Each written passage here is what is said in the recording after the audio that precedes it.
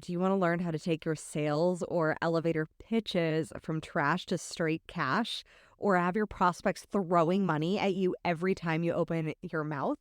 Then, Queens, we are going to learn from the pitch queen today, Precious L. Williams. I was so honored to speak with Precious, to share the stage with her as we coronated 100 dames in the Fun Friends. And the dames is a group that I've spoken of many times for 6, 7, and 8-figure women. Precious and her company, the Perfect Pitch Group, teaches you the tools and tenacity to pitch with power. She is a 13-time national elevator pitch champion who has successfully appeared on ABC's Shark Tank, CNN, Wall Street Journal, Forbes, and Black Enterprise magazine. She started Perfect Pitches by Precious to revolutionize the pitching industry.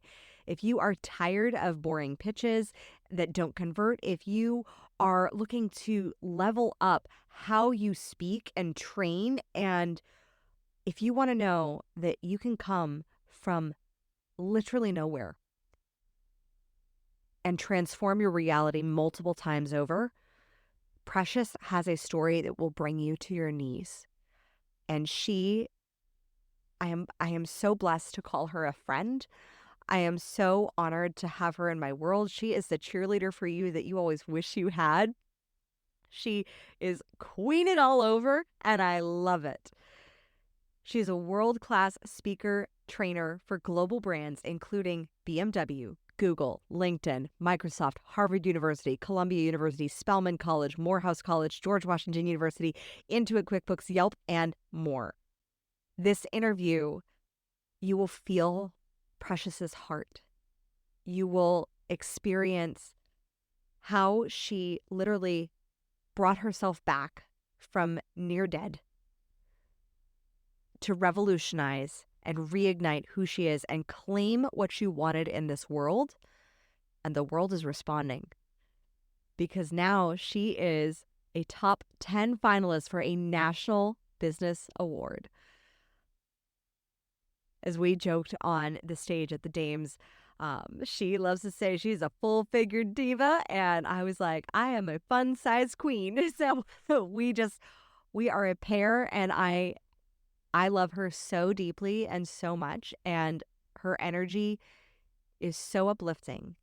So I look forward to you being uplifted, encouraged, and feel the love that Precious has for your success and the desire that she has to elevate how you communicate so that you slay the competition, even if we don't believe in competition. And Precious learned how to leverage how she stands out in her special way.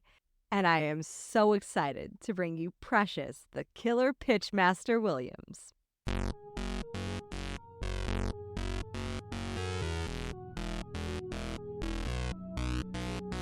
Welcome to the Crown Yourself podcast, where together we build your empire and transform your subconscious stories about what's possible for your business, body, and life. I'm your host, Kimberly Spencer, founder of CrownYourself.com, and I'm a master mindset coach, best-selling author, TEDx speaker, known to my clients as a game changer. Each week, you get the conscious leadership strategies you need to help you reign with courage, clarity, and confidence so that you too can make the income and impact you deserve. Imagine this podcast as your royal invitation to step into your full potential and reign in your divine purpose. Your sovereignty starts here, and your reign is now. Queen, I gotta start at swimming with the sharks. Why not? Yeah, why not?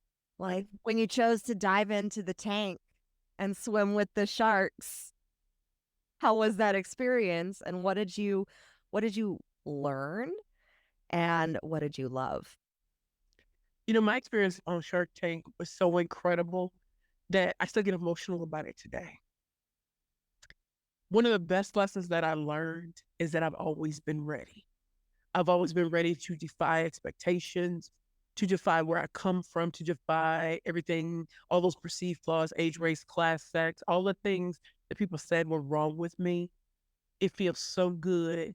It felt so good to walk into that tank and embrace all of them as my secret weapon. There was nothing about me that was cookie cutter. So even if they've heard all the greatest pitches in the world, I knew they had heard mine. And so as I walked into the tank, and when you walk through the first door, to the second door, when that door opens and I saw the sharks, what did they get a load of me? I had to give me some Jack Nicholson in there, you know. And then I stood on my X, because you only get one take. So it's going to go for an hour or so. Let's go. And I stood on that X. I heard Nas's, all I need is one mic, one mic. And I made sure to look them all in the eye to let them know I'm not afraid. What if hit me with your best shot, Pat Benatar, let's go. And so I was giving my pitch. You could just see the look on their faces like, what is happening? And just when they thought it was over, I had to hit them with some Beyonce formation and let them see my full-figured divas and plus-size fashionistas own the space that they were in. Because it's one thing for me to show up and just be out and just be dynamic. Another thing for them to see what full-figured divas look like, not plus-size women. Second thing I learned is when you change your language, you change the game. If you think of plus-size women, most people don't have a good connotation, even if they're dating women. But when you say full-figured divas and plus-size fashionistas, that caught them all by surprise. And here I am standing and looking at each and every one of them, because it's almost like this is a performance before the God that created me. For everybody who said it was impossible, for everyone who said there's no way, I don't have a looks, I don't have a skill, in this moment, you're about to watch greatness that even they couldn't foresee. The third thing that I learned is by fully embracing all of me. Not using just the authentic, no, embracing everything that brought me to that moment. The negative $400 in my bank account that I was able to turn into $500,000 on national television with my very first pitch on MSNBC's Your Business with JJ Ramberg. Just standing on that X. Everything mattered to that moment for me to stand there. Every no, every you can't, all of that. And yet here I am. And I'm doing it not for myself, but for every woman who forgot who she was because of weight or what society says. I'm going to stand before the sharks, hit me with your best shot. I've been asked every question about my business. Being a 13-time national pitch champion. And I'm going to make doubters into believers in this moment. And the sharks were so shocked. And to hear Mark Cuban say, you go, girl. And Robert Hershey would say, watching you is like watching a master at their craft. I am the killer Pitchmaster. And what are the components of a killer pitch? I mean, there's so many.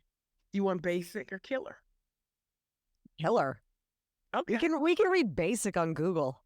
I mean, you can. If people be coming in like that, I'm like, if it's not customizable to you or you're just saying, I do this to help, the battle's lost. Mm-hmm. So to take a basic pitch and to elevate the killer pitch mode, number one, it is so important that your target market knows you're talking to them. So while you may have a different language for how you explain their problem or challenge, it is so much more important for you to put it in their words so they know you're speaking to them. It is so important that they explain a challenge or problem in a particular way.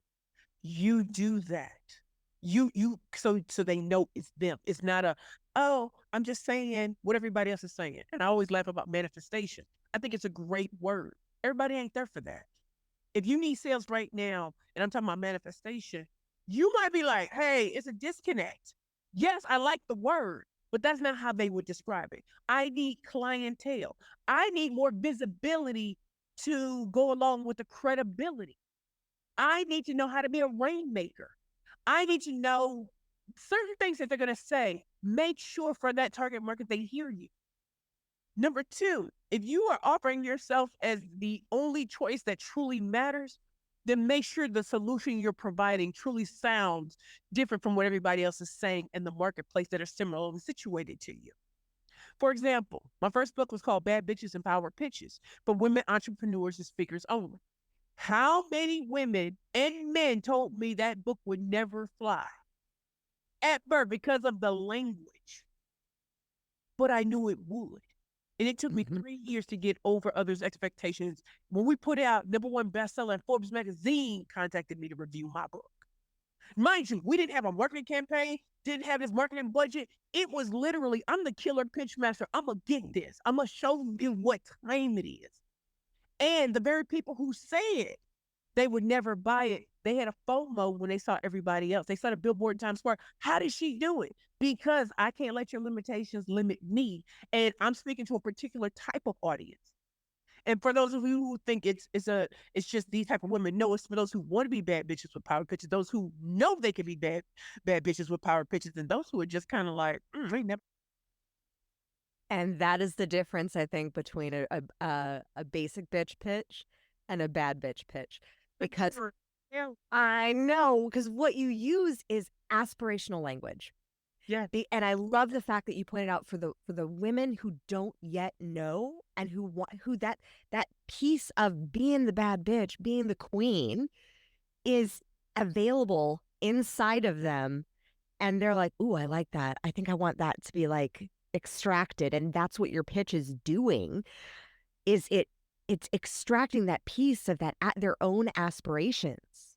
Right. And this works in written form. This works in, oral form. The third thing, which I think is very important, is before you start with your name and the name of your company, just like you're speaking to someone, nobody cares until you get them to care. So when I walk into rooms, and you've heard me say this, ladies, raise your hands if you want to be a bad bitch with a power pitch. They're like, some of them clutching pearls, imaginary pearls. Men already raise their hands. I said, fellas, raise your hands if you want to be a bad man with a master pitching plan. Now they really, because they know they in here too. I said, well, you come to the right place. My name is Precious Williams. I'm the proud founder and CEO of the Perfect Pitch Group, where we show you how to slay all competition with a killer pitch, and you truly become the only choice that matters to your target market. You want real media attention that's going to move the needle. You want visibility, credibility, and marry that so that your ideal class of customers become raving fans and followers. You want to turn a prospect into a repeat client with a killer pitch. No matter what industry you're in, you're looking at an atmosphere shifter and a creative outsider, and a 13-time national pitch champion who was able to parlay that for myself as well as my 400 first place pitch champions. My clients and customers include some of the biggest companies in the world: LinkedIn, Google, Microsoft, Federal Reserve Bank. That's that. But I also train individuals. So if you want to be a rainmaker, you want to make it rain like snow, come see us at the Perfect Pitch Group. My name is Precious Williams. I am the proud founder and CEO of the Perfect Pitch Group. Slay all competition. Woo! Well, we could just mic drop it right there, Queen. I mean, but we can keep going too. But we could keep going too, because there's more. I want to leave you wanting more. Fourth thing, you want to leave them wanting more. A pitch is how to everything about your business. And so it's very important that the target market hears you. Are there going to be other people in the room who want Shark Tank as plus size? Woman, don't worry. I'll wait for you to answer the question, Queen Kimberly. Plus size woman.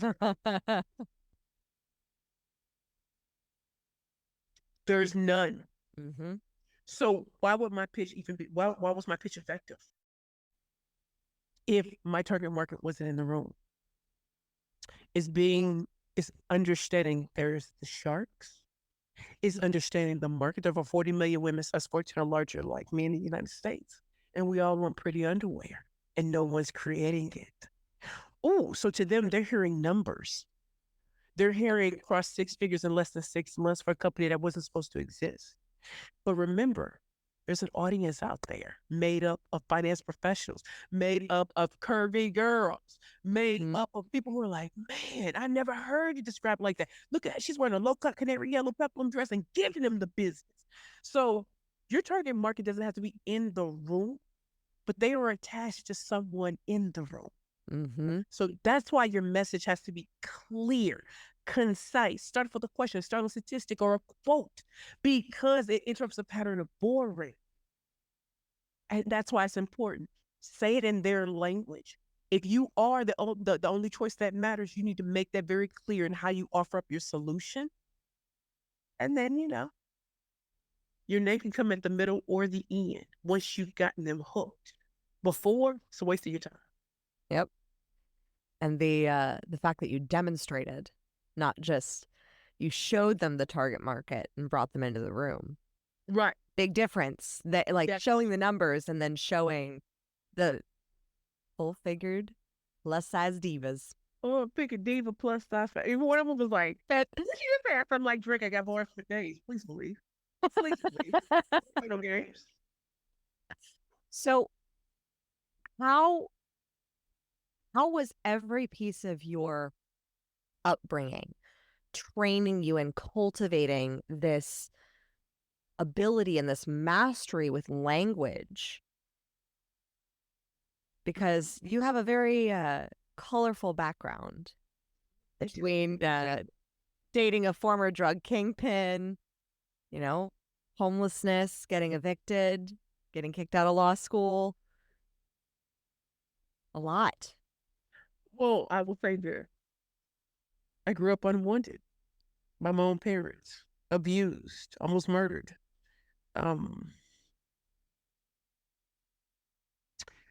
Rejection is a very hard thing to deal with. And yet, I don't know how to explain it. I knew I was a star. I knew it. I just knew no one else could see it because my chocolate skin didn't come from wealth, came from poverty. And I think one of the greatest things was watching the Arts and Entertainment Channel, Lifetime. Shows on the Bill Curtis.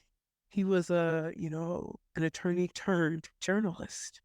And the shows that he put out, I could imagine myself in the Greek god of Scorpios.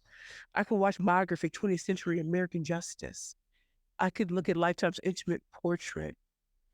I loved VH1's Behind the Music because what I was hearing was something that's not really talked about in media. Those weren't perfect stories. Those are people who fought their way to the top. And that was going to be my story. And so, yeah, right now, as a little girl, I'm ugly to everybody. I deserve to be taken advantage of. I deserve all these things that people are saying that I deserve. Yet I knew because I watched the biographies of others that included things that others won't because it has to be the perfect story for entrepreneurship. It has to be the perfect story for being a queen. It has to be the perfect story. Well, my life wasn't a perfect story. It just wasn't. My grandparents, when they took me when I was 15, I'm so grateful because my grandmother spoke life over me in my dreams. And she said, your ability to speak, you have to get the connection in speech. Oprah's going to know your name. You're going to billboards in Times Square. Mind you, who in our family's ever done any of that? I'm going to graduate from high school as a valedictorian. I'm Miss Beaumont, 1996, 1997. I've been told all my life I'm ugly, and yet I'm the queen of my high school. I am the valedictorian. No one in my family has ever done that. I'm going on a full scholarship to Spelman College, full scholarship to Georgetown University at Law Center right after that. First, excuse me, one of the first recipients of the Bill and Melinda Gates Scholarship. Man, I was getting scholarships even though I already had full scholarships, which told me at 16, my first speaking engagement, to what I was putting on applications back in the day with the typewriter, or back in the day because we couldn't submit online. I put everything in there because I knew everything that people said was wrong with me. I had to make sure that when people read about me, they saw me. There was an excellence to me. The way I speak, I used to be ashamed because I have an accent from St. Louis, then Atlanta, then DC, North Carolina, Iowa, all of those things. I was told, hey, in order for you to make it in media, you have to change your voice. And I just refused because I don't know how to do that. And I'm not willing to sound like everybody else. If that is not one of the greatest lessons for entrepreneurship, if that is not one of the greatest lessons for becoming a queen, everybody ain't gonna like you. You hear me say everybody? Everybody is not going to like you. My confidence is born from all the no's because I had to be like Ariana Grande. Thank you, next. Next opportunity. That's what a no means. You will be in my inbox eventually because no grass grows under my feet. I've heard every no you can think of. No, you ain't it. That's okay, because the greatest thing about pitching, the greatest thing about creating content, the greatest thing about always being ready to bless a microphone was born out of no, you ain't it. You're not going to ever be it. And knowing you just haven't seen what God's about to do. I went from last to first, last to first.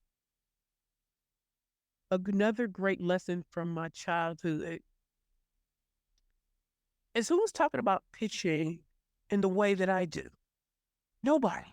Yes, we hear investor pitches, media pitches, elevator pitches, but there's still interview pitching, sales pitching, and speaker pitching. And I had to have trust in myself. Like Beyonce said, I don't gamble, but if I'm a bet on anything, I'm a bet on myself. Because none of these people have ever seen someone like me. And as a queen, I need to carry myself that way. Yes, I have an accent. Yes, there's a down home kind of quality to me, but there's an excellence about me. Do I have a vast lexicon? Yes. But depending on the audience I'm in front of, you still gonna get precious. Someone who understands audiences, someone who doesn't dial it in. Because a lot of our young princesses never know they can become queens because of all the no's. I was blessed by a grandmother who told me who I was and spoke life over my dead spirit. And that is why I'm here today. And once I started to connect my story to others, I see it in women. I'm 44, turning 45 next month. I see it in women all over. I even see it in men. They've forgotten who they are. If they ever had dreams, it's gone. Entrepreneurship gave me my life back. Wife. And the fact is, you are like such a queen when it comes to rebirthing yourself and pulling yourself from the depths. What are your habits? We'll start at habits. What are your habits for excellence now? My habits for excellence now are when I get up, even in the middle of the night, I praise God. Because by my own hand, I should have been dead when I was 38 years old. That's how bad it was. And when I finally really do get up, I praise God again. I come in here and I do my devotionals.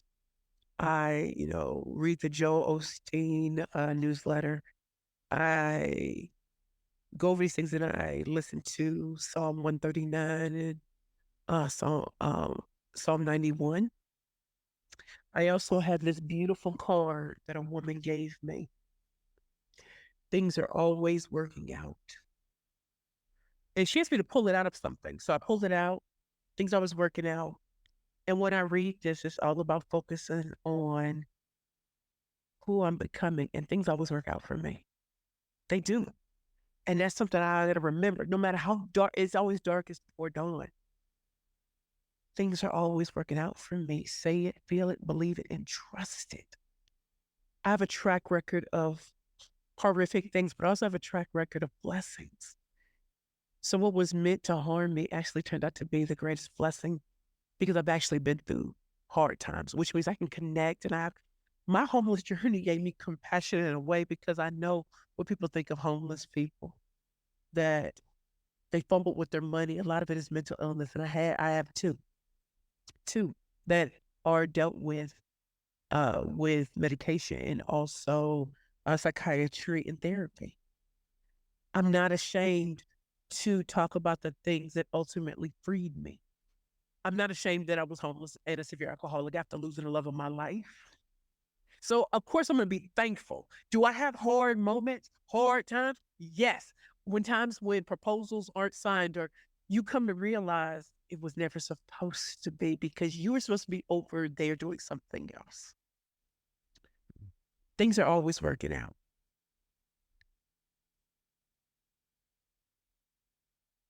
Had I not become homeless, had I not become an addict, I don't think you would meet Precious today, because I was posturing years ago.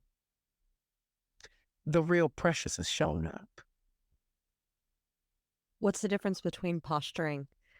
Because I've I felt it myself in the past, with, when I was previously married, and Right. we called, like, I realized what I was doing was actually just I was playing house Ooh, rather went than there. You went there, didn't I you? went there. Yeah. I was playing house instead of actually being in a marriage. And there's a posturing, there's a pretense. And I think as entrepreneurs, we go through that in our own journey too. I know when For now? yeah, oh yeah. Like, I mean, when I started my Crown Yourself business for a year and a half, I did the photo shoots, I had everything. All of those clothes were rented and borrowed because I didn't have anything sparkly of my own. Shocker, right? But I was posturing and I knew the values that I needed to embody, which was ownership and authenticity, but I was too scared to embody those. So how do you know the difference between posturing and presence in actually the queenliness of who you are? I think the difference in posturing versus being the real me, others saw it first, which is so crazy to me. They saw it in me. I had my spelman sister say, I thought I was always making a robot before. She said, but you're you now. She said, and it's fully embodied in how you move. When people meet you, they meet your energy first, not who they expect you to be. And, when we're at the Dames Fun Friends, and I will continue to say this, when people see you on social media, they have this impression of you until they finally meet you. And one of my goals was for people to see me beyond an achievement or an accomplishment. I'm actually kind of cool. I actually hurt. I actually cry. I was fearful years ago to show that because as an entrepreneur, I should have the perfect story. I should hang around all the right people. Baby, I was the right person and they were the wrong people. I had clingers and hangers on because no one knew the real me, not even me. And while I had this company created to celebrate the beauty of curvy women, I couldn't see it in myself. Even though I was dating a very famous Hollywood actor. When he died, I felt he took everything with him. Me wanting to kill myself, me wanting to no longer exist. I looked back and realized how much of a gift it was that my suicide attempt was thwarted by the Most High, who was choking a fat lady out in the back and said, no, it ain't her time. My purpose was not complete. I didn't know who I was. And in the depths of homelessness, with the blessing of the Bowery Mission Women's Center, knowing who I am and whose I am, being a sisterhood and community, I had no money to pay for anything. And yet, even there, my light shined and I had a different voice. When you can't pay for anything, can you still be an advocate? I was an advocate for myself and other women for mental health days. We always talk about physical health days. Sometimes a mental health day is necessary where you can't be bothered while you deal internally. And I helped bring that to the staff's attention. When I felt that a community issue needed to be addressed and other women were afraid, I would address it professionally. And people expect me to be Real Housewives because I'm chocolate and black. No, ma'am. I will deal with you in a manner that's appropriate because I understand my audience. My audience needs to see a different reflection of what they see on TV. So I can give you verbal tongue lashing, no curse words, no raising my voice, no threatening you. And it was amazing because so many of those queens, all different races, hues, were like, it was wonderful to watch you because they learned something. But I was only advocating because I could develop a different voice and really being an advocate for the less fortunate like me because I was less fortunate at that point. Posturing nearly took my life. being me in every room I'm in. I'm not looking at you, Queen. You know how cute you was all those days at the Fun Friends. It was fly, something. But I knew I was too. Mm-hmm. I knew I was too, from internally out. Hugging women. If someone said something, you know, I was vocal on that. Go get that. Yes, you queen. Come on. I wouldn't have done that years ago because I'd have been worried about what do people say. I don't care what you say. The queen on that stage or the queen sitting beside me needs to hear true support. Because a lot of us don't hear it anymore. Because we're not young. Everything is not in supposedly the proper place. But let me tell you something, experience is a beautiful thing. Being able to talk, not from just my perspective, from a whole lot of other people. And when I graduated and walked back into this life, and I said I wanted to start Perfect Pieces by Precious again, oh, it'll never happen. If you're not in the fight with me, if you're not in these trenches, I can't listen to you. If you've never been an entrepreneur, if you don't know what this battle is like, your corporate version of entrepreneurship has nothing to do with what is in real life. Mm-hmm. And understand that some experiences are not as protected as others. However, we must still show up as the queens we are and offer a different reflection. And it starts with me. Amen. That's the difference between posturing. And if I feel like I'm going to hold up, dial it back. I'm still for the VP regardless. I don't need to shine everywhere. I really don't. I don't need to speak everywhere. Let me be very clear. I don't. But my presence will always be.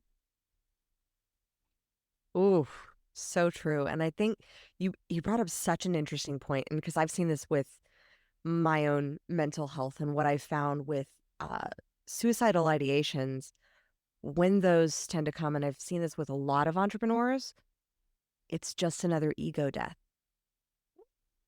It, it's just another stripping away of these layers of posturing. Some that some that maybe they're not, maybe not this giant tufted gown that we've been posturing in, but maybe they're just a slight veil that we need to remove. And so each time that just is able to fall off, and recognizing the difference between an ego death and actual death.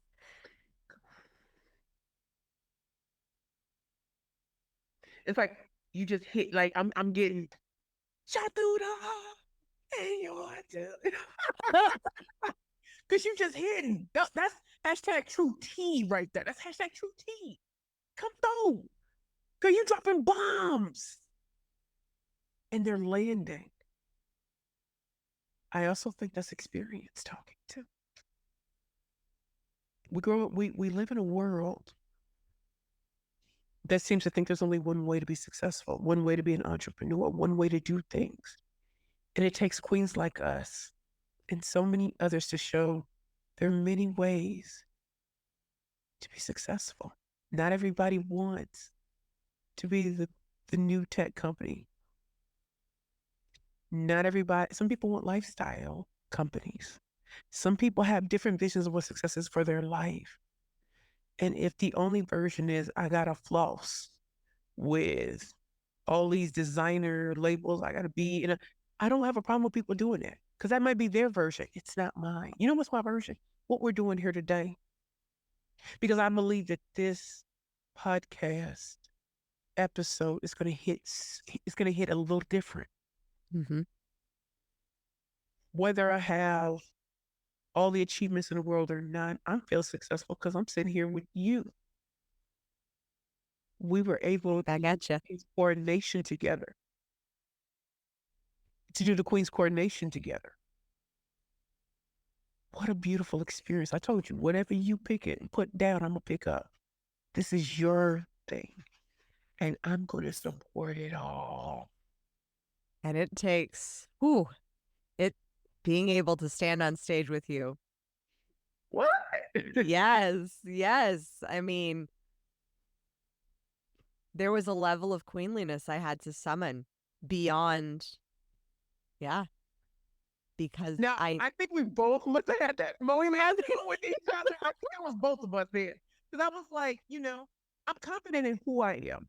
Same. I'm confident in, but I also realized when I sent that to you, that I wanted you to know you were chosen for this. You're not dealing with a lightweight. So I am your support. Do I say that normally? No. But that's what God told me. This isn't my show. It's yours. And I'm here to support and also to show there's different versions of Queen. That's Mhm. what we do. And that's what we did. And it was magical. It was. And I I'm just still so have surprised people. you just said it to me. I think that just my heart just. Yeah. And I think there is a level that there's a quote in the Bible, when two or more are gathered in his name, God is present. And basically that's what I feel in the power of the mastermind, in the power of showing up in collaboration together, is that there is something divine that happens beyond the scope of just our own individual egos, because that is how we amplify each other. And that's why I say, like, it's not that like I felt like doubting or lacking my confidence. There was an amplification of a new level between us as we did that. And then being able to then sustain that level of amplification and go into my next, round of speaking engagements that I had that month was extraordinary, because that's the power of the amplification that comes when two or more are gathered and are in just complete support and solidarity for each other's sovereignty. And that's, they read our bios as we were coming out and we took that stage. I remember looking out at our dames, queens, and realizing that it's a coronation. I know I have my thoughts to add to things. And that's why it's important as professional speakers. Read the room. There's something that they were needing. Mm-hmm. I am here to support and offer other ideas. And you said yes to them. It was like I asked 50 million things. I just felt the energy to remember what needed. We needed to walk out into that audience. We needed to see them, hear what was saying. I wanted to take pictures of these moments because a lot of times as speakers, you might not have a photographer. The photographer is off doing something else. People need to see in real time transformation, but they also need to see that we didn't dial none of that in. And so I thank you for trusting me as your support, that I got you. Almost 30 years of professional speaking. But not only that, understanding my skill set and amplifying yours. Because Queen, you was doing that. You was doing that. And never once was I insecure. I think just listening to you, I was like, all right, I'm picking up what she's putting down. I'm about to go there too. Let's get it. And it really reflected the beauty of queens. We don't all think alike. Our version of everything isn't for everyone, but when we come together, we're a dynamic duo. And I'll never forget what Megan said to us in our powwow session. It was just like, she said, Precious, I actually see you now. She said, you weren't looking to be on stage. You weren't looking for any of that. And I said, no, because I don't always need to be. I said, but I learned so much from you and the other speakers, and just us being, all of us being in these different rooms and spaces. I signed my lease for my new apartment while I was there. I divorced my mind of certain fears that I had of elevation and evolution. I wouldn't have been able to do that without you, Megan, and every attendee and every speaker. I needed to say certain things. So the killer Pitchmaster can ask for questions. I can think about the rebranding that had to happen and the mind shifts that still have to happen as entrepreneurs, as women, as speakers, as sisters, as wives, as mothers. So thank you for bringing me along on the greatest ride. Right back at you, queen. There is a magic of queens coming together and holding each other in mutual respect. You know, when I see other women as queen, I don't see them as competition. And I don't say, yes, queen, and like, or I feel like a queen, or I am a queen to put others down in a subservient space. It is very much the perception of projection that my light hopefully is allowing you to illuminate yours. And we light the path together. And we climb our own mountains for those who need to be, we are the way showers. And with that guiding post and being the way shower, being the one who's holding the lamp out, we are the first to trip over the rocks. And we've heard that heavy is the crown.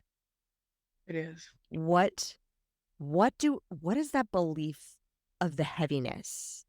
What is it that you think that is the heaviness that weighs down? Is it responsibility? Is it performance pressure? Is it? It is charting a path no one else has. Mm-hmm. And yes, those paths are still happening today. Has everything been done under the sun? People say that all the time. I don't know if that's true, but I do think that when you're blazing a trail that people cannot see you in, heavy is the crown, because you will get cut up, beat up, scarred to make the path easier for others. And that often does not get talked about. It's like, oh, you hit the mountaintop. I'm like, baby, this Not even halfway. this ain't even it. However, where do we go to talk about those things? To just say it is tiring at times. It can be exhausting. And then I'll meet another queen. I think of Queen Ty Goodwin. She said, when you step into your purpose, another woman can finally step into hers. So some people need to see it done. And then believe in knowing it's going to be you.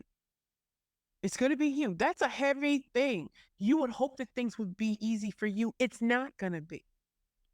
The way society is moving, and the way we were taught as little girls growing up, a lot of things are performative that are celebrated, but the real hard work, everything should be easy. Your business should be easy. And I'm like, I don't know if that's true. I don't know. I think that's the difference between care and service, right? So people can provide a service. There can be no care in it. You feel like a cog in the wheel, just another number. But when you add care to it, it's different in a world that screams doing the bare minimum and extracting the most money from others. It's a scary, scary thought that youth will always be prized. And we all made mistakes as youth. That's why it's wasted on the young. And by the time you get to be a certain age, if you get to be a certain age, this is a privilege to look back and say, what I thought I knew, I didn't. What I know today is so solid, and yet I'm still growing. I'm a work in progress. You expect perfection. The only thing perfect about me are my bitches. My bitches. I'm allowed to make mistakes. And I'm allowed to have grace for other women who do too. That's why I'm not afraid of I was homeless and severe alcoholic, whatever. I'm coming on 7 years of sobriety. And I'm around people who drink. That does not bother me, because you know what I've always told you and a mother. Is my food right? We're going to have fun regardless. My food right? We're good. We're good. Heavy is a crown, because it is a responsibility to understand what the world teaches versus what are biblical principles, what are great life principles. Should we be paid for what we do? Yes. Yes. Because we didn't just learn it yesterday. Mm-hmm. And we're about to save people a lot of time.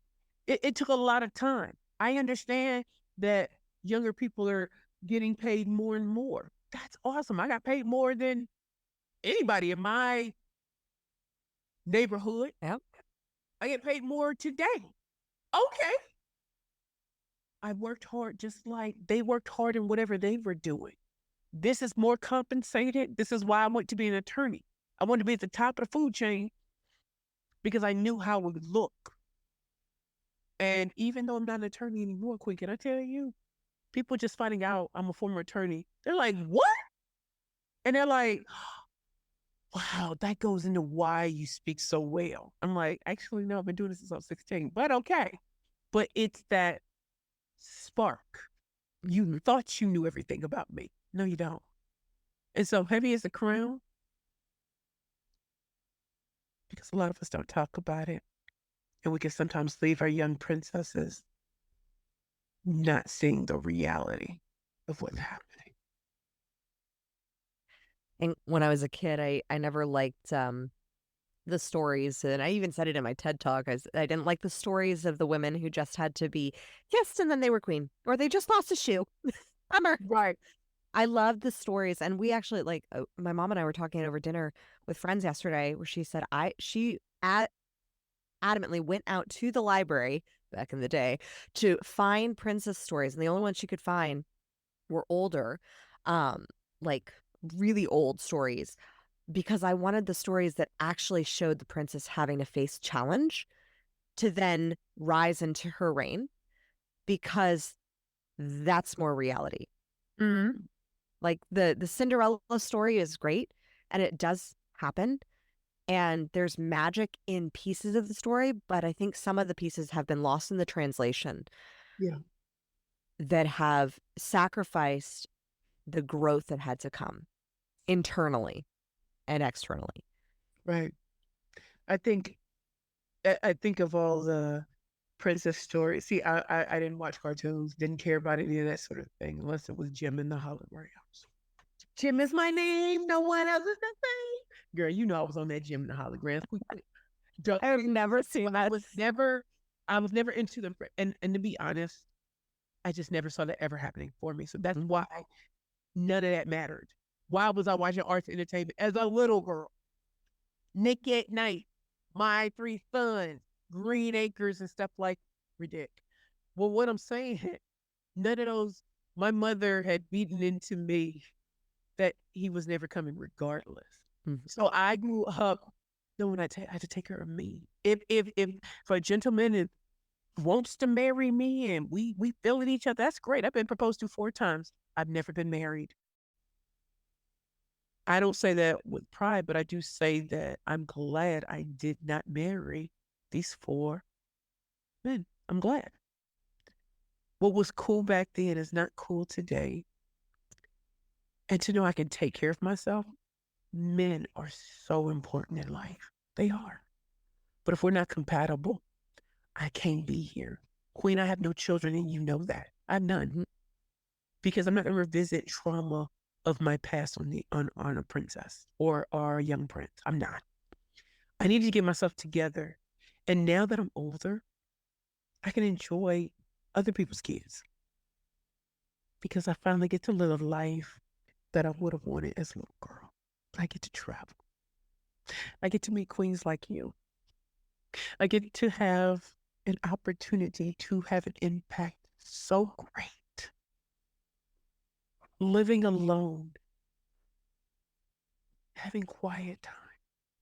This is what's for me, but also connecting with others. And there's no animosity and anger. There's no jealousy like it used to be in the past. It is my heart and theirs before it's pay me. Because that's coming. That it always comes. Mm-hmm. So with my rebranding the Perfect Pitch group, focusing more on, law firms, professional schools, law schools, business schools, associations, and the like. How many years did it take me to gain even more clarity? If I just stayed doing pitching for the rest of my life, awesome.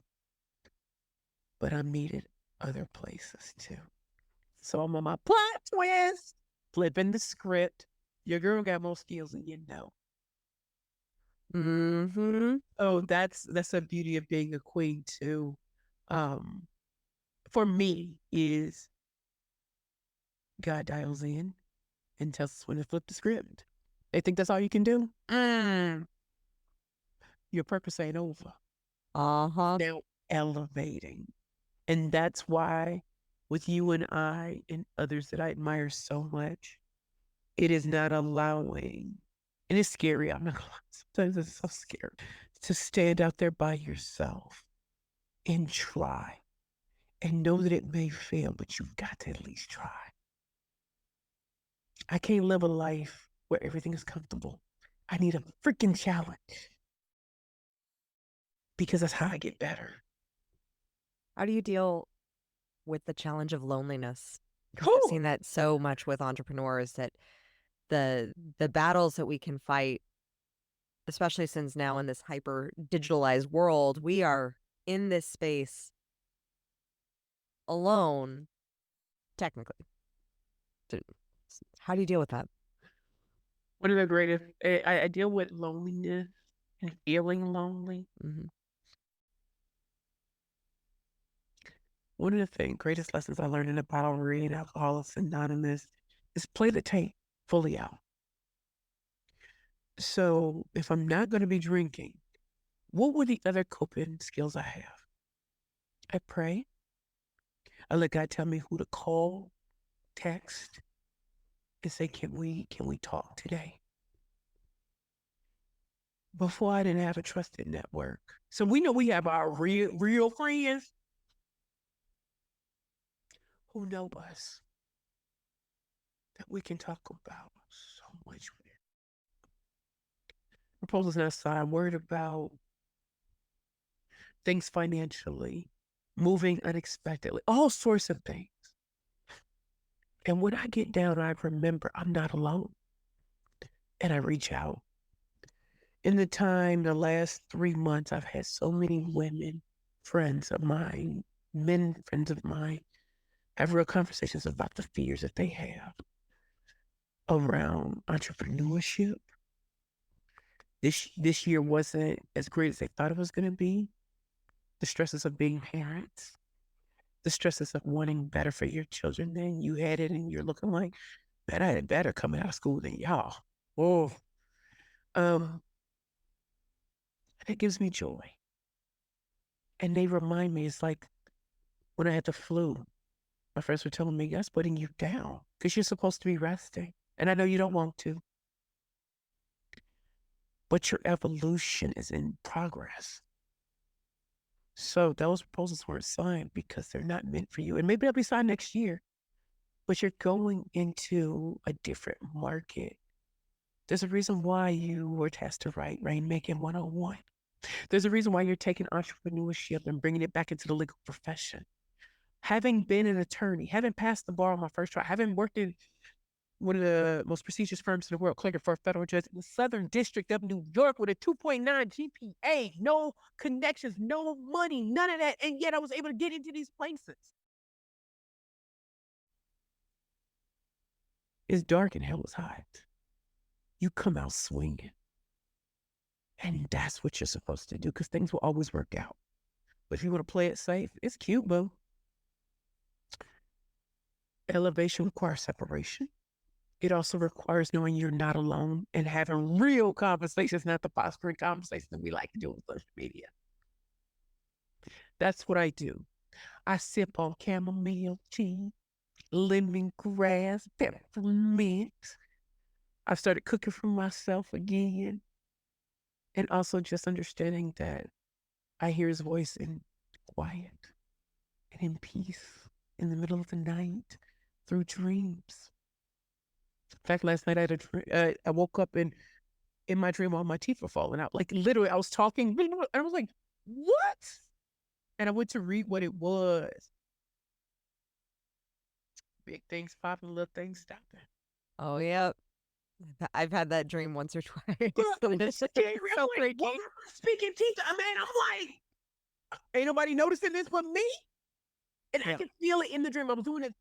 And so anyway, those are my coping skills learned from Alcoholics Anonymous, being in the Bowery Mission Women's Center, that have kept me sober, not white knuckling, sober, not even. I walk past some places they'll have the alcohol bottles out, walk past liquor stores I used to be up in heckin' years ago.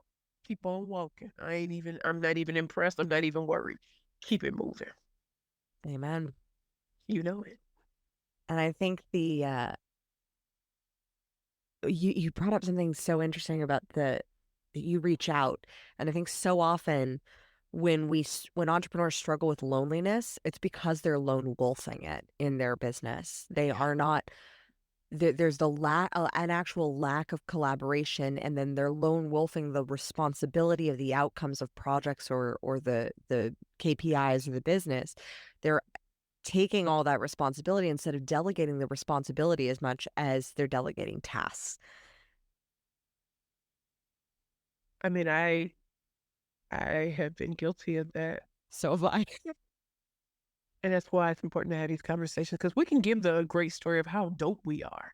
Yeah. But also, and I think you might have saw my post where I said it may be real funny to laugh at those whose companies are experiencing hiccups or slow sales. But those of us who've been in business long enough, you're one phone call, one text message, one email away from everything going ham and cheese, peanut butter and jelly. Because when that first phone call, it just says stuff. It's just like when I was thinking, I was posting about some of the places I'm going to be speaking in. Guess what starts to happen? All of a sudden, emails, phone calls. Would you be willing to come here? Oh. And the great thing about the two of us is I got real receipts. I show up in places. Ain't no faking and fraud and the posturing that used to be done years ago where you're like, I'm about to do this. I'm there doing it. How about that? Catch me outside. How about that? Exactly. I just posted about how people should not in their podcast bios post about what they're posturing to do. Except I'm sorry, queen, yes. except if you actually have the book done and actually have the podcast done and the date is done. But when you're talking about, oh, here's all these big things that I'm going to be doing, unless there is that level of commitment of like you are already in the room. So when you're in the space, because I know that your environment shifts to match the frequency of you.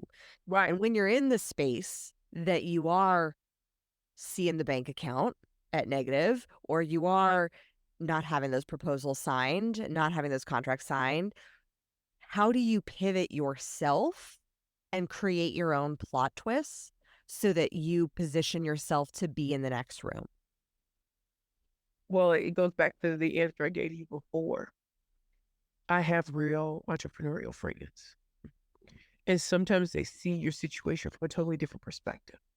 That's why they told me they're not meant to be signed. And yes, they could say, oh, well, yeah. And sometimes people leave their jobs or forced out. Things happen. But in that time of me sitting here, God was speaking to me and telling me what's really going on. Plus, unlike a lot of entrepreneurs, I know what's coming now because there were other things said about me months ago that people started in December, started setting things up for me in a totally different realm. I remember going to the Dames and talking about aerospace. 4 dames hit me up and put me on. In fact, this week I spoke to a queen who was like, why didn't I meet you years ago? Because it wasn't the right time. And she's in aerospace. So by me putting those asks out there, but also by listening to my friends who have a different perspective, it was like, you're not supposed to be doing anything. Get your place together. Chill out. Because the contracts are coming. And so when these speaking engagements are coming, please know those are paid contracts. And I think you are so right. Like, I've written books, 5 number one bestselling books. And I know sometimes when I was in the midst of writing, I was posting because it would get me excited about my own shit. I mean, my own stuff. You know what I mean?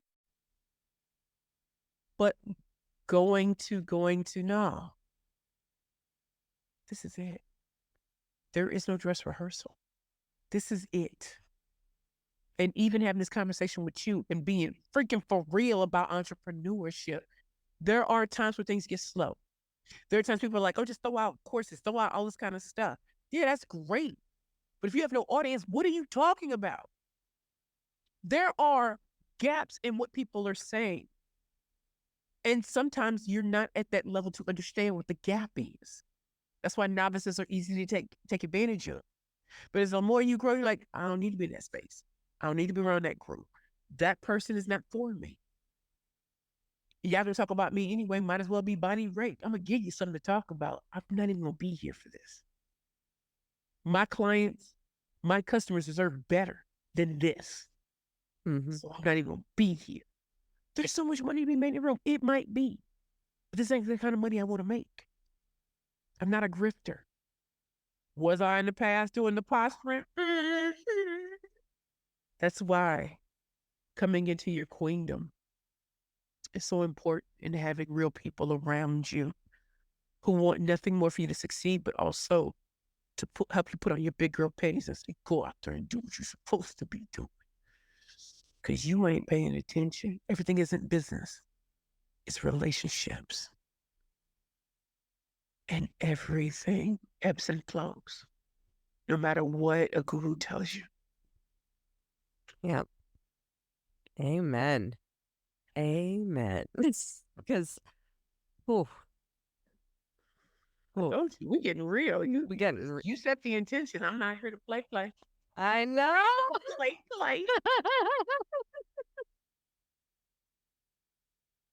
The fact that you say that everything is relationships, because it really is. And it's a relationship not only with people, but it's a relationship that you have with your business.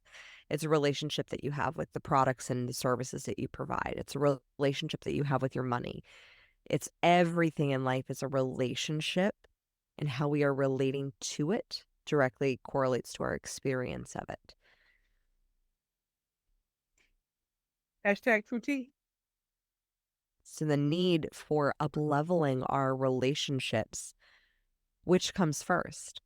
Changing our relationship with business or changing our relationships with the people that we have around us? Great question. My first reaction is changing the relationships around me, because that's how I got out of my poverty mindset coming out of homelessness. I knew I was supposed to go where I'd be celebrated and not tolerated. I knew my backstory was not going to be important to some people once they saw talent. And because they saw talent, that opened doors that no amount of negativity could shut. When they started to learn about some of my background, I was like, oh, because they only saw the power. And as they learned more about me, and I got more and more invested in those relationships, I'm sitting in spaces that I couldn't believe because of talent, and also I can be trusted to be real. And every step up kind of reminds me of Paul Abdul's say 2 steps forward, 3 steps back. We come together. You're like, I know that happens. I'm not the only one who's had proposals or stuff not signed. I know I'm not. But what I do have is amazing relationships that were talking about me behind my back. Fishing for profit. That opened doors in December so that my birthday month lit. Amen. And that's something I literally was writing in my book yesterday, about how people, when you go on to a podcast, or specifically a podcast, but pretty much in any room, if you wow them and dazzle them with your talent and your energy of service too, And they will talk about you behind your back. And I gave the example of a podcaster who's a dear friend of mine who came on and taught a masterclass on how to get booked on a global top 100 podcast.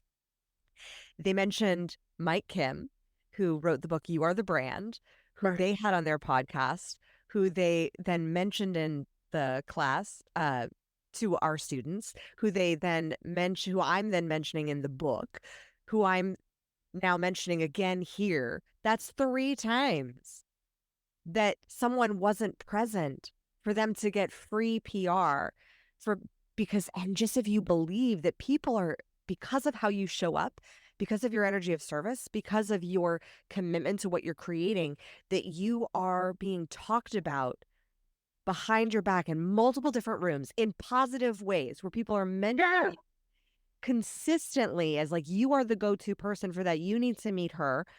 That is a game changer for opening up the floodgates of receptivity for your business.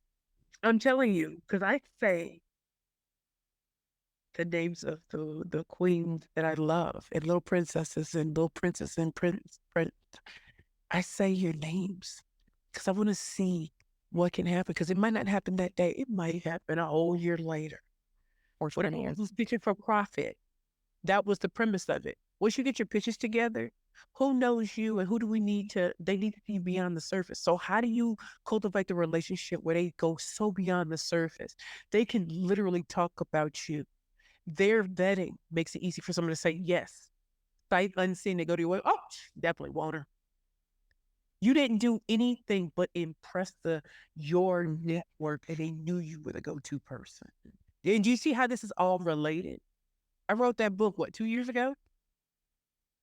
And I just, it's like the evolution. Bad Bitches About Pitches, Bad Bitches About Pitches, the workbook, Pitching for Profit, the Bad Bitches Playbook to Convert Conversations into Currency, The Pitch Queen, A Woman's Journey from Poverty to Purpose and Profits, Rainmaking 101 from Day One, Packaging, Positioning, and Pitching Exposed.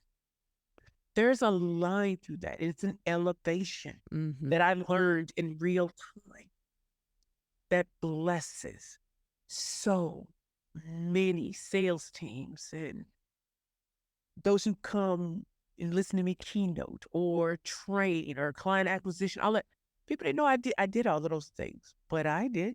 And so I couldn't introduce all of that at the same time. I had to get great in one niche to expose the even more talent that I have. So I'm really, really thankful. And I'm thankful that we actually train and teach. I'm not a coach, and I know that. I know I'm not, but I am a trainer. I love what I do. And what a fantastic trainer and speaker you are, because I've been blessed to share the stage with you. And it was such an honor. And your presence, it just amplifies those around you. And that is something that I would like to think that I am able to do as well. Yeah, you are. And those are the people that I choose to surround myself with, are the amplifiers. And projector too. People again, I was a generator. Well, oh, you're a projector like game me? changer in no way. Yes. Yeah, I'm a projector. So I remember this queen telling me, "Your light, you have to be invited. You going after things? Nah. You're projecting your light will bring them to you." It is a very different business strategy and energy than everything other people are teaching. Yep. What? I have written posts where I am like, I share my birth story, and I've gotten clients from that. And it has nothing to do. There's no sales call to action. There's nothing. It is literally just me showing up in a commanding, queenly presence, talking about trust and how I honored my body and knew exactly what to do in that moment. And those posts that highlight something that may not even be traditional sales, that it's just by shining your light. So true. I mean, every post, I had someone tell me, every post should have a link to something. And I instinctively knew, number one, I'm not a particular man. I'm not all like, no. Some people need to see I'm human. Mhm. And I don't mean that I have to tell what's considered sob stories. It's, again, I posted that past news story on my first try. That was crazy. People just saw me on a NASDAQ billboard. Like, what? We're on a NASDAQ billboard? I'm like, Yeah, you were. but, or that I have no children, whatever. And it's like, oh, wow, she's pulling out things because the road to 45. I want you all to know particular things about me, not everything, but particular things, because I want you to see me as extraordinarily talented and beautifully human and beautifully flawed. And yet I'm still doing this. And I hope that gives other queens permission, because some of y'all forgot y'all queens. Some of y'all forgot. Some of y'all think Wade and listen. I'm not saying it's an easy road, but what I am saying, there are women waiting to hear you, see you, and not get the perfect story because I can't relate. Mm-hmm. So because I don't have the perfect story, I'm not even going to try. No.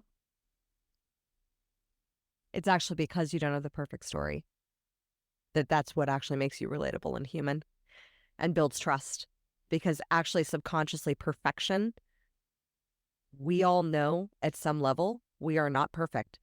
And so when we see someone that we perceive as perfect, our subconscious mind is going, what's wrong with them? What do they got going on in the background? They're not saying. Girl, you saying gossip. This is ain't nothing. Yeah. Yep. Very, very, very much so. I know there are people who are wildly successful. Yeah. In the profession. Yes. That's why as queens, we need to talk up each other. We need to talk about our books. We need to talk about our programs, who we are as people. Because I need us to see that we're just as valuable as the people we put on a pedestal. There are women who write great sales books, biographies, all kinds of great things. There are women who have great training programs, great coaches, great all these things. And I'll usually see that we're not the first to come to mind. And I want to remind people, some of the greatest talent is really around you. I don't hate on anybody who is wildly successful. That's not what I'm saying. But I am saying some of us have great people in our lives that we need to amplify. Amen. Precious, I would love to. I'm just so. I could talk to you for hours. I could talk to you for days. We can do it. We could do this all day long. Right. Right. But we got responsibilities and things that we got to do. You know, running our queendoms and all. So I'd like to switch into a little bit of rapid fire. Are you ready? Who is your favorite female character in a book or a movie, and why? I feel like this is gonna sound so bad, but me. Ooh. Me. I've owned a lot of things that I did wrong, a lot of things I did right, a lot of impossible situations that became possible with an unshakable belief in myself. I am my favorite character in any. I've ever heard, and no one has responded. No one has ever answered that. No one. And that is probably my favorite. Thank you. So, what woman, alive or while she was living, would you like to trade places with just for a day to live in her body, see how she thought, feel how she experienced the world exactly as she did?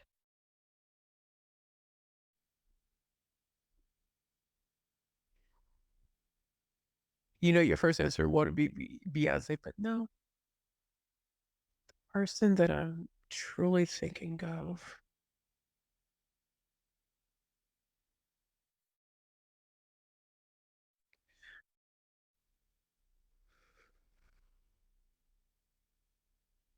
I would love to have experienced Jackie O. Jacqueline Kennedy Onassis. Mm-hmm. I would love to spend time feeling how she really felt versus what the world put on her. The Camel life, all of that. I want to know how she really felt. Because when you start to look at someone's backstory, I'm like, we kind of gloss over it and it's like, that's a Mm. So, Jacqueline Kennedy Onassis. Mm. What is your morning routine to set you up for We talked about success? this earlier, but I get up. I know. You get up, thank God. Yep, I do. I also I do my devotionals, but it's so eye-opening that for devotionals and you listening to Psalms 139 and 91, or reading my little card, things always work out, and asking God to tell me who to reach out to today via text to let him know I see you. And then, the night before I've already done what I'm going to do. I've already said what I'm going to do today. So we get it cracked. Mm-hmm. Well, you just answered my next question of what's your nightly routine to set you up for a successful morning? Oh, I could get the task list together. I do that. And I start winding down 6:30 or 7 because I know I want to take a bath. I know I want to eat something. But when I take a bath, you ever heard of shower? I'm enjoying baths now since I'm in my new space and I haven't had a bath in years. I've always had showers. I'm enjoying putting in salts and all sorts of things. Eucalyptus, I love just sitting in there and watching a makeup declutter or the latest Eater or Mashable or Bon Appetit video. I'm unwinding. That's what I do. And then I pray before I go to bed. I hit the shade. And then asleep. You know what it is. What do you define to be your queendom? My queendom is everything that I am. Everything I bless this world with is as far as my talents, skill sets, and abilities. My queendom is being compassionate as people are learning to truly see themselves for who they are and showing them how to turn their perceived flaws into their secret weapon because then no one ever sees you coming. Trade on that to exploit the gaps. And there are gaps all in entrepreneurship. There are gaps in life. And seeing where you really need it. I am the ultimate rainmaker and a killer pitchmaster. That's what we do. My queendom stretches far and wide. That's why I love hugs and to see women eye to eye. And have real conversation, not posturing conversations. Because that gets old. It gets old. And It gets old real quick. It's like, let's take off the masks. We over here like this. Show me your truth, your authenticity, your scars. Yeah. Because we got... Small talk will make me want to gouge my eyes out. Yeah, you were saying small talk. Like, I'm not trying to talk about the weather. What it is, though? And lastly, Queen, what does it mean to crown yourself and how do you do it? To crown yourself means to recognize that if you are living and breathing, your purpose is not over. I crown myself every day I wake up.